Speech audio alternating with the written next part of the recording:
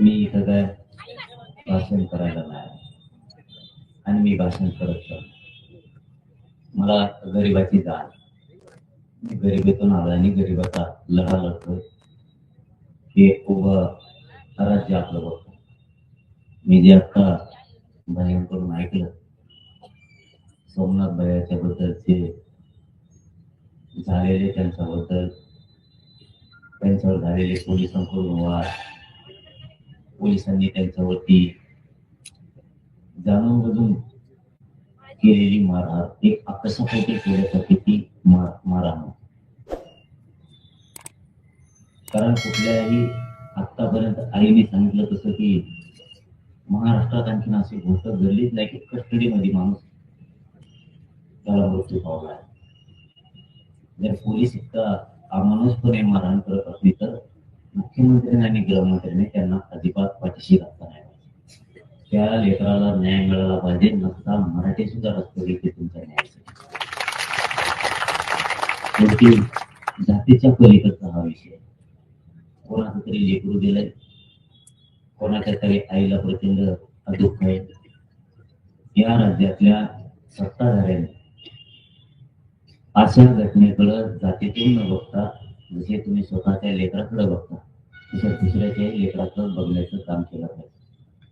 मी या ठिकाणी जाहीरपणाने गृहमंत्री आणि मुख्यमंत्र्यांना सांगतो की ज्या कुटुंबाच्या सगळ्या मागण्या, या मागण्या तुम्ही तातडीनं मार्गी काढा आणि जर यांनी कमी जास्त केलं तर मी तुमच्या सोबत आहे, तुम्हाला जाहीरपणाने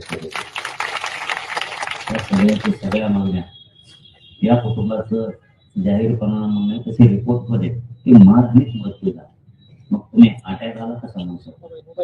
जर रिपोर्ट तशी असतील तर एक जबाबदार मुख्यमंत्री म्हणून, गृहमंत्री म्हणून तुमची जबाबदारी की या कुटुंबाला मी एका शब्दातच सांगतो की या ज्या कुटुंबाच्या सगळ्या मागण्या, या सगळ्या मागण्या मान्य होईपर्यंत मी तुमच्या सोबत मी हसत नाही.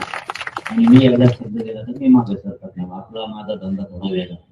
मी भाषण करायला कसले धंदे करायला कुठं जात नाही. कारण मी गरिबाची जाण बघितलेली, अडचणी बघितलेल्या.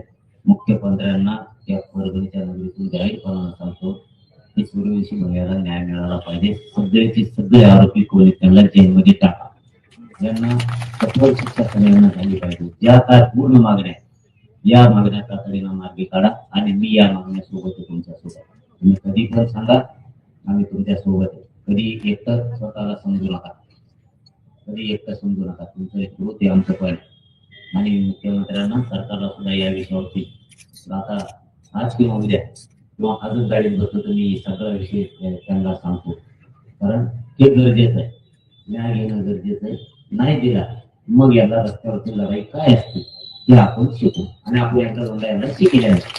आणि जास्त भाषण मला येत नाही, पण दुःखाची जाण मात्र मला आहे. आम्ही सुद्धा तुमचे मित्र आहेत, तुमचेच लेकर आहेत.